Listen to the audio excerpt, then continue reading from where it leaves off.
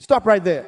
Before you call this rejection, before you call this pride, before you call this being distant, let me correct the confusion. The issue is not whether you love people. The issue is whether they are authorized to enter what God is still forming. Love is a kingdom command, but access is a kingdom responsibility. You can love people deeply and still not give them the keys to your process. You can pray for them, bless them, forgive them, honor them, and still not expose the blueprint of what God is building inside of you. This is where many people bleed purpose into the wrong hands. They confuse an open heart with an open door. They think if I love you, I must tell you everything. If I forgive you, I must trust you again immediately. If I am kind, I must make you close. That is not wisdom. That is emotional confusion dressed up as spirituality. Jesus loved multitudes, but he did not give multitudes the same access. He fed crowds, taught disciples, and revealed certain things only in selected company. That is not rejection. That is order. Silence is not the absence of love. Silence is the discipline of protecting what God has not finished building. Don't misunderstand me. I am not telling you to become cold, suspicious, secretive, bitter, or emotionally unavailable. That is not kingdom. I am telling you that everything God gives you is not ready for everybody's hands. A seed does not grow because it is exposed. A seed grows because it is covered. A womb is not a prison. It is a place of formation. God often hides what he intends to mature, because premature exposure can damage what patience was meant to develop. The world is addicted to announcement. Everybody wants to tell what they're about to do, where they're about to go, who they are becoming, what God showed them, what doors about to open. But listen to me carefully. Many people are not building destiny. They are broadcasting intention. And intention without discipline becomes entertainment. People will clap for your announcement and then disappear when it is time to help you build. They will celebrate your idea and secretly measure it against their insecurity. They will hear your vision, but because they do not have the capacity to carry it, they will mishandle it. You do not need more noise in this season. You need government. You need order. You need boundaries. Not walls of bitterness, but gates of wisdom. A wall says, nobody can come in because I am wounded. A gate says access must be authorized because this is valuable. There is a difference. Boundaries are not proof that you are hurt. Boundaries are proof that you are becoming responsible. What God is doing in you is too significant to be managed by guilt, pressure, loneliness, or people's expectations. So these 5 boundaries are not suggestions. They are requirements for the next season. If you are going to carry what God assigned to your life, you must stop giving your blueprint to people who only understand buildings. You must stop announcing what you have not developed capacity to carry. You must protect your peace from people who feed on your explanation. You must stop letting your past version have present access. And you must refuse voices that make you imitate instead of obey. If this teaching is already locating your season, stay with it. Receive it carefully. Do not listen casually. Join this community of people who are choosing purpose over noise, obedience over applause, formation over performance. And while you listen, I want you to ask one question. What access point has been delaying my obedience? Because sometimes the delay is not the devil. Sometimes the delay is the door you keep leaving open. The first gate you must guard is the gate of disclosure. Stop giving your blueprint to people who only understand buildings. A building is what people can see. A blueprint is what God shows you before anybody else has evidence. A building has walls, windows, doors, and shape. A blueprint has lines, measurements, instructions, and possibilities that make no sense to the person who cannot read design. And this is where many people destroy momentum.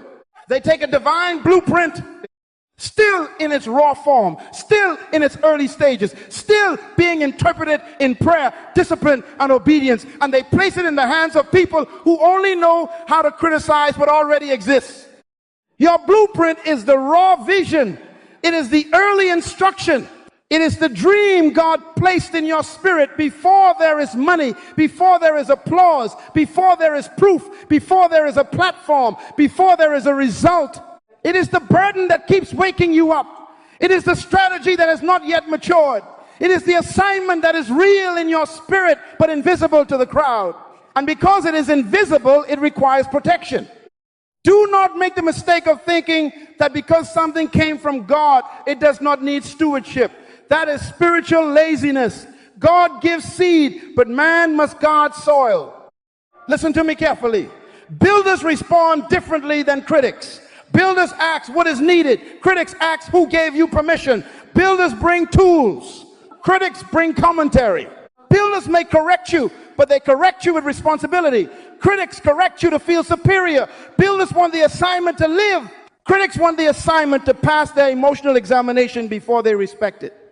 There is a difference between someone who is challenging your structure because they want it strong and someone who is questioning your vision because your courage exposes their fear.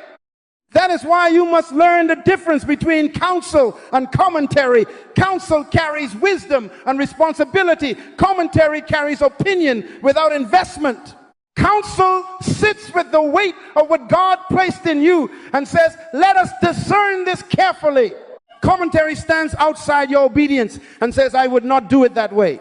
Counsel costs the giver something. Commentary costs nothing. Counsel sharpens you. Commentary distracts you. Counsel builds capacity. Commentary creates confusion. Stop treating every opinion like it is wisdom just because it came with a serious tone. Some of you are exhausted because you keep inviting unbelief into a process that needs faith. You keep exposing a tender instruction to people whose first response is doubt, jealousy, fear, unbelief, comparison, and projection. They are not responding to what God said. They are responding to what they could not do, what they never became, what they are afraid to attempt, what they secretly envy, and what they need to control. And once their fear enters your process, you start negotiating with a voice God never sent. That is dangerous. A dream in infancy does not need a crowd. It needs covering. Don't misunderstand me. I am not telling you to reject accountability. That is not what I am saying. People who resist all counsel are not deep. They are dangerous. Every assignment needs wisdom. Every builder needs measurement. Every leader needs correction. But correction must come from authorized voices, not casual spectators. If a person has no investment in your obedience, no burden for your maturity, no fruit in the area they are advising, and no reverence for what God is forming in you, why are they in the room where the blueprint is open? Even Jesus understood graduated access. He had crowds, he had disciples, and he had an inner circle. He did not reveal the same thing to everybody who followed him. He did not explain every moment to the multitude. He did not bring everyone to the mountain. He did not take everyone into certain rooms. Access was not determined by sentiment. Access was determined by assignment. If Jesus, who was perfect, practiced selective disclosure, why do you think your process can survive unlimited access? You must stop being manipulated by people who say, if you trusted me, you would tell me. No, trust is not proven by exposure. Trust is proven by stewardship. Some people should receive your love, your kindness, your prayer, your respect, but not your blueprint. They can handle the finished building, but they cannot handle the design stage. They can celebrate the fruit, but they cannot protect the root. And if you give root level access to fruit level relationships, you will damage the thing before it matures. Here are the signs. If they mock small beginnings, they are not ready to see the blueprint. If they compete with your progress instead of covering it in prayer, they are not ready. If they leak private matters to feel important in public, they are not ready. If they spiritualize their insecurity and call their fair discernment, they are not ready. If your dream has to make sense to them before they respect it, they are not ready. If every time you share something tender, you leave smaller, heavier, more confused, and more apologetic for obeying God, that is not counsel. That is contamination. You do not owe everybody an explanation of what God whispered to you. You do not owe everybody access to your strategy. You do not owe everybody the privilege of watching the foundation being poured. Foundations are ugly before they are useful. Foundations look like holes, dirt, steel, and concrete. But without foundation, height becomes danger. People who only admire height will mock foundation because they do not understand process. Let them mock. Let them misunderstand. Let them wonder. Your job is not to prove the blueprint. Your job is to build according to the design. Show your blueprint to builders, not critics. Because what God is designing in you deserves wisdom before visibility. It deserves prayer before publicity. It deserves order before opinion. It deserves maturity before marketing. Guard it, cover it, submit it to the right counsel, keep it away from insecure hands. And when God says build, build quietly, build faithfully, build with discipline. But once you protect the blueprint from the wrong people, you must face another enemy. Sometimes the danger is not who you told. Sometimes the danger is that you told it too soon. Even the right dream can be weakened by wrong speech. Even a divine assignment can be burdened by a premature announcement. And the next boundary is this: do not announce what you have not yet developed capacity to carry. Do not announce what you have not yet developed capacity to carry. Announcement creates pressure, but development creates capacity. And if your character is not ready, publicity will become a burden instead of a platform. Publicity does not make you strong. Publicity reveals where the strength was built before people started watching. That is why some people finally get the opportunity they prayed for, and then the opportunity exposes the weakness they refuse to correct in private. Listen to me carefully. A door can open before a person is ready to stand in it.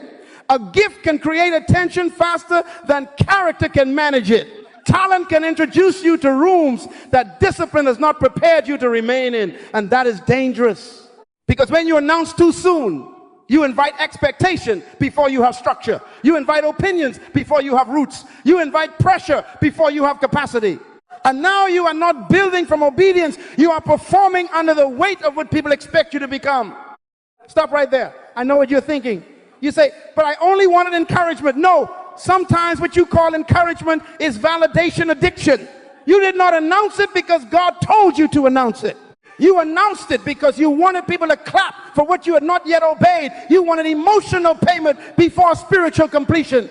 You wanted applause to make you feel like you were moving, even though obedience was still waiting on you in the dark. Applause can become a substitute for obedience if you are not careful. People can praise the idea until you no longer feel responsible to build it. They can celebrate your intention until intention begins to feel like accomplishment. That is how dreams die. Not always because the devil attacked them. Sometimes dreams die because someone talked about them so much that talking became the reward. They received the attention of purpose without paying the price of process. Seeds grow in the dark. Roots deepen in hidden places. No wise farmer digs up a seed every day to prove it is alive. He covers it. He waters it. He protects the soil. He trusts the process. The seed does not need daily exposure. It needs daily environment. And some of you keep digging up what God planted because you need someone to confirm that it is still living. Leave it covered. Leave it in prayer. Leave it in discipline. Leave it in obedience. If God planted it, it can grow without applause. What looks inactive on the surface may be very active underneath. The root is working before the fruit is visible. The foundation is settling before the walls rise. The child is forming before the birth is announced to the world. Do not confuse hiddenness with lifelessness. Hidden work still counts. Private obedience still counts. Unseen repentance still counts. Quiet consistency still counts. God sees the discipline nobody praises. God sees the tears nobody knows about. God sees the appetite you are crucifying, the attitude you are correcting, the habits you are rebuilding, the prayers you keep praying when nobody is impressed. And let me tell you something. God may be delaying your exposure because the gift is real, but the discipline is still immature. The vision may be pure, but the emotions may still be unstable. The calling may be great, but the structure may still be weak. That is not rejection. That is mercy. God loves you too much to let your gift carry you where your character cannot keep you.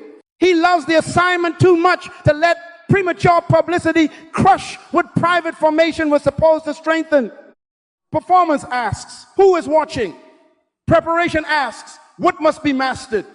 Performance wants a stage. Preparation wants a standard. Performance is concerned with image. Preparation is concerned with integrity. Performance says, notice me. Preparation says, make me ready. And if you are always looking for who is watching, you will never master what God is teaching. So stop announcing every step. Stop posting every instruction. Stop turning every private moment into public content. Stop letting people audit a process God told you to steward. There is a time to testify, but there is also a time to train. There is a time to speak, but there is also a time to be silent. There is a time to reveal, but there is also a time to remain hidden until the thing has weight, shape, roots, and fruit. Do not let public pressure enter a private process before your capacity has been built to carry the weight. Build the discipline first. Build the prayer life first. Build the emotional stability first. Build the discipline first. Build the systems first. Build the consistency first. Build the character first. Because when the announcement comes before the capacity, you become a servant to pressure instead of a steward of purpose. And once you control the announcement, you must control another gate. Because some people do not need your announcement to drain you. They only need your explanation. They call it concern, but it costs you peace. They call it relationship, but it feeds on your emotional energy. And the next boundary is this: protect your peace from people who feed on your explanation. Protect your peace. Peace is not a personality preference. Peace is a kingdom resource. Peace is the atmosphere where instruction becomes clear and obedience becomes steady. When your peace is gone, your discernment gets cloudy, your decisions become reactive, and your assignment starts being governed by emotions. God never authorized to lead you. Listen to me carefully. Some people do not want understanding. They want access to your energy. They want access to your insecurity. They want access to your defense. They want to pull you into explanation because explanation makes them feel powerful. As long as you are explaining, they feel close. As long as you are defending, they feel important. As long as you are reacting, they feel in control. That is not relationship. That is emotional consumption. There is a difference between accountability and interrogation. Accountability produces fruit. Interrogation produces exhaustion. Accountability asks questions to help you grow. Interrogation asks questions to keep you proving yourself. Accountability has love, wisdom, timing, and responsibility. Interrogation has suspicion, pressure, accusation, and control. Stop calling every demand for an explanation accountability. Some people are not holding you accountable. They are holding you hostage. And here comes the guilt. You change. Yes, growth changes people. You do not talk like you used to. Correct, because you do not think like you used to. You are acting distant. No, you are acting disciplined. You think you are better than us. No, you finally understand that access must match assignment.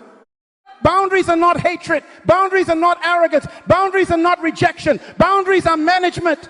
You are managing your assignment, your time, your focus, your emotional health, and your spiritual sensitivity. You cannot let everybody's crisis become your calendar. You cannot let everybody's insecurity become your burden. You cannot let everybody's offense become your assignment. Some people create emergencies out of their immaturity and then demand your peace as payment. Some people need constant reassurance because they refuse to become secure. Some people punish your growth because your progress exposes their stagnation.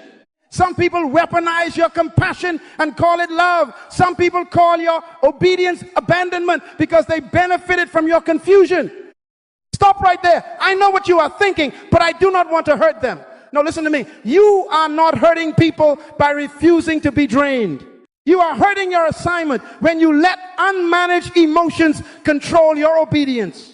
You are hurting your future when you give your focus to people who only respect you when you are available to be exhausted. Every problem is not your assignment. Every phone call is not your instruction. Every emotional fire is not your altar. You are not called to burn your peace to keep everyone else warm. There are burdens God assigns, and there are burdens people manufacture. Wisdom knows the difference. Peace is too valuable to spend on people who only feel close to you when you are explaining yourself. So answer when wisdom says answer. Be silent when peace says be silent. Clarify when clarification serves truth. Refuse when explanation only feeds control. You do not owe repeated access to people who already decided to misunderstand you. Protect the atmosphere around your obedience. Protect the quiet place where God speaks. Protect the focus that keeps your hands steady, because when peace is guarded, instruction becomes sharp. When instruction becomes sharp, obedience becomes consistent. And when obedience becomes consistent, fruit becomes inevitable. But once you protect your peace, you will have to evaluate who keeps pulling you backward. Because some people are not fighting your future directly. They are simply in love with the old version of you. The version that required less from them, confronted nothing in them, and cost them no adjustment. And that is the next boundary. Stop letting your past version have present access. Listen to me carefully. Some people are not connected to your destiny. They are connected to your history. They do not miss you. They miss the version of you they could manage. They missed the version that always answered, always apologized, always explained, always lowered the standard so nobody felt uncomfortable. They missed the version that carried dysfunction and called it loyalty. They missed the version that needed their approval more than you needed God's instruction. That is why your growth offends them. It is not because you became evil. It is because you became unavailable to the pattern that fed them. You started healing and they lost influence. You started thinking clearly and they lost control. You started walking in obedience and they lost the familiar access they used to have. Do not confuse their discomfort with your disobedience. You are not random. You are not accidental. You are not manufactured for people's approval. You were designed with intention. Your Creator did not build you to be governed by everybody who remembers your weakness. Every season of your life must submit to the design God placed in you. Your friendships must submit. Your habits must submit. Your conversations must submit. Your loyalties must submit. Your memories must submit. Anything that cannot honor what God is forming in you cannot have governing access to you. Old environments are dangerous when they have not been submitted to new identity. Old conversations can resurrect old appetites. Old labels can awaken old shame. Old access can reopen doors God already closed. You can be delivered from something and still be tempted by the atmosphere that once normalized it. That is why you cannot keep walking back into places that only know how to speak to your bondage and then wonder why your courage starts weakening. Stop right there. I know what you're thinking. But they were there for me. Good. Honor that. Be grateful. Give thanks. Speak respectfully. But gratitude is not captivity. Someone can be part of your past and still not be authorized for your future. Someone can help you survive one season and still be unable to steward who you are becoming in the next. You can honor people without handing them authority. You can appreciate what they did without letting them define where you go. Here is how you recognize a past version relationship. They celebrate your wounds more than your healing. They are more comfortable discussing what broke you than what God is building in you. They remind you of your mistakes more than your purpose. They keep calling you by names God has already delivered you from. They become uncomfortable when you outgrow dysfunction. They prefer your testimony unfinished because your wholeness removes their excuse. Some people only feel powerful when you are broken. Some people only feel close when you are confused. Some people only feel useful when you need rescuing. But the moment you become whole, disciplined, focused, and obedient, they start calling you different. Yes, you are different. That is the point. Transformation without difference is deception. You cannot become who God designed you to be while governing access to people committed to who you used to be. That is not loyalty. That is sabotage. That is not humility. That is fear. That is not love. That is a lie from the pit of hell, designed to keep you chained to a season God already brought you out of. Transformation requires new agreements, new language, new habits, new circles, new disciplines, new permissions. You have to stop agreeing with the old vocabulary. Stop saying that is just how I am when God is teaching you who you are becoming. Stop laughing at the same corruption. Stop feeding the same appetite. Stop sitting in circles where your own identity is the only thing people respect. You need people who can speak to your future without flattering your ego. You need people who can correct you without dragging you backward. You need people who recognize your growth and require your discipline. You need people who say, I know where you came from, but I refuse to treat you like you are still there. Guard the gate. Love people from the past, but do not let the past govern the present. Honor the history, but obey the design. Bless them, but do not bow to them. Because the next season will demand a version of you that old agreements cannot carry. But after you remove old access, there is one final danger. It is subtle. It sounds wise. It looks successful. It comes dressed like inspiration. And if you are not careful, it will make you abandon obedience for imitation. Because the enemy does not always drag you backward. Sometimes he distracts you by making somebody else's assignment look more attractive than your own. So the final boundary is this: refuse access to voices that make you imitate instead of obey. The enemy of destiny is not always opposition. Sometimes it is imitation dressed as inspiration. Sometimes it is comparison with a Bible verse attached to it. Sometimes it is envy wearing the language of ambition. Sometimes it sounds like if they did it that way, I should do it that way. No, stop right there. What worked for them may destroy you if it was never assigned to you. You were designed by a manufacturer. Your purpose is customized. Your assignment is specific. Your grace is measured. Your timing is governed. Your path has instructions attached to it. God did not create you as a duplicate. He did not place his breath in you so you could spend your life rehearsing another person's obedience to copy another person's assignment while neglecting your own is an insult to the one who designed you. Learn from people, but do not surrender your originality to them. There is a difference between a model and a master. A model teaches you principles. A master owns your permission. A model says, study the pattern. A master says, become like me. Wisdom studies patterns.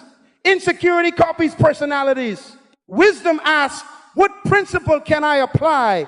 Insecurity asks, how can I look like them? That is where many people lose themselves. They start by admiring fruit and they end by abandoning design. You can learn discipline from one person, courage from another, excellence from another, strategy from another, but you must never hand your identity to any of them. The moment their voice becomes louder than God's instruction, inspiration has become idolatry. The moment you cannot obey God because you are too busy measuring yourself against them, admiration has become captivity. When you let too many voices define success, you lose the ability to recognize instruction. One voice says, move faster. Another voice says, build bigger. Another voice says, speak louder. Another voice says, change your image. Another voice says, this is what people want now. And before long, you are no longer obeying. You are adjusting. You are editing your assignment to satisfy an audience God never authorized to lead you. That is dangerous. Because comparison will make you adopt somebody else's pace, even though God is teaching you patience. It will make you adopt somebody else's language, even though God gave you a distinct voice. It will make you chase somebody else's platform, even though your foundation is still being formed. It will make you borrow somebody else's priorities, convictions, calling, appearance, and methods, because their fruit is visible and yours is still hidden. Listen to me. Visible fruit is not proof that you should copy the tree. You do not know the soil. You do not know the pruning. You do not know the private instruction. You do not know the cost. You are comparing your hidden roots to their public harvest, and that is foolishness. The seed in your hand may not look impressive, but if God gave it to you, it contains your future. Your assignment does not need to look popular to be powerful. It needs to be obedient. The question is not, does it impress people? The question is, was it assigned? The question is not, will they applaud it? The question is, did God authorize it? The question is not, does it look like what is working for everybody else? The question is, does it match the design God placed in me? Stop betraying instruction because another person's results made you insecure.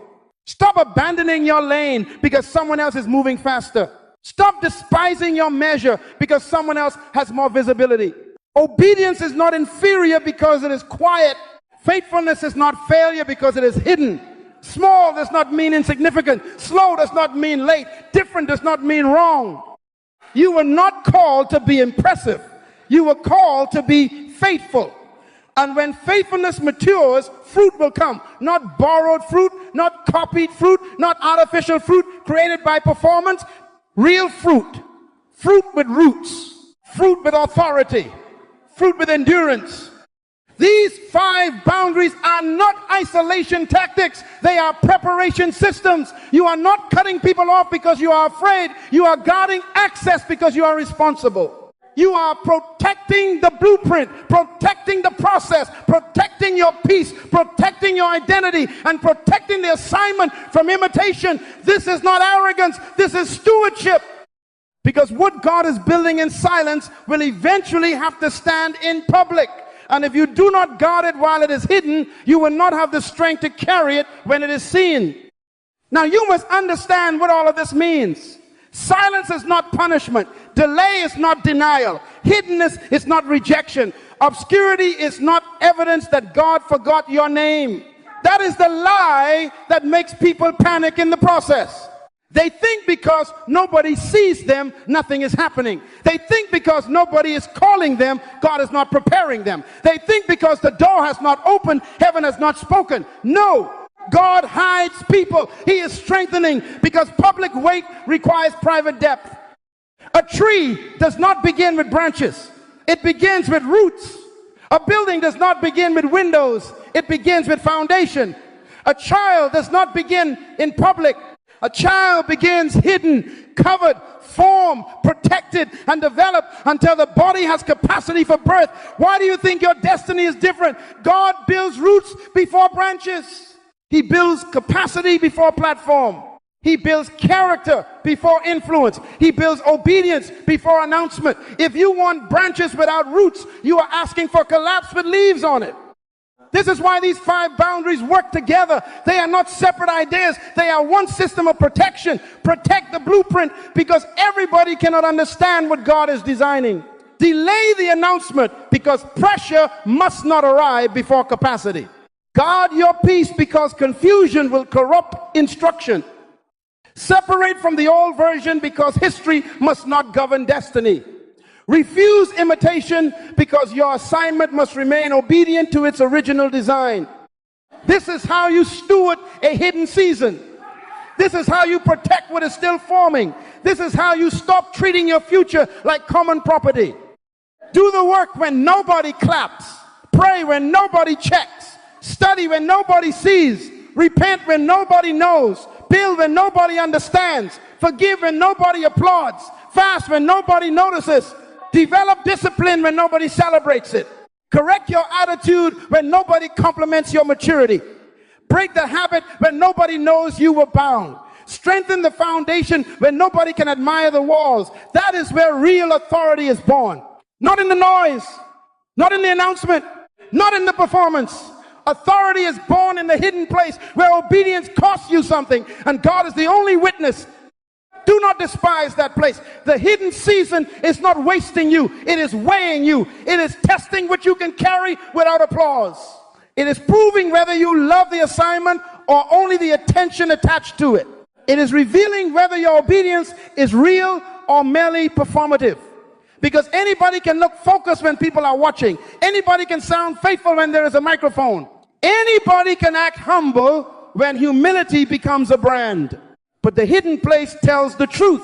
The hidden place exposes appetite. The hidden place strengthens motive. The hidden place teaches your soul how to carry what your gift will attract. And let me warn you, if you skip the hidden process, the visible season will expose the gap. If the roots are shallow, the height becomes dangerous. If the character is weak, influence becomes poison. If the peace is unguarded, pressure will govern you. If the old identity still has access, the new assignment will be compromised. If imitation is still feeding your decisions, visibility will only make you a louder copy. Public success without private depth is not promotion. It is danger with an audience. So stop making this about who hurt you. Stop making it about who misunderstood you. Stop making it about who left, who doubted, who ignored, who refused to celebrate you. That is not the central question. The question is, will you steward what God is building? Will you protect the process when your emotions want exposure? Will you obey when your flesh wants validation? Will you stay hidden long enough to become whole? Because when God is ready to reveal you, He will not need your striving to prove it. The fruit will speak, the weight will speak, the discipline will speak, the roots will speak through branches that can survive the wind. Now guard the gate. Do not wait until the process is attacked to become protective. Do not wait until your peace is gone to become disciplined. Do not wait until people have mishandled the blueprint to decide they were never builders. Wisdom does not only repair damage, wisdom prevents damage. And some of you must stop asking God to bless what you refuse to guard. So hear the recap and hear it with weight. Do not expose your blueprint to critics. Show it to builders, to counselors, to people with wisdom, not to people who only know how to question what they were never called to construct. Do not announce before capacity. Let God build the strength before people bring the pressure. Do not explain yourself into exhaustion. Peace is too expensive to spend on people addicted to your defense. Do not give the past governing access. Love your history, but do not let history become Lord over destiny. And do not imitate your way out of assignment. Your calling does not need to look familiar to be from God. It needs to be obedient. These boundaries are not suggestions. They are requirements for stewardship.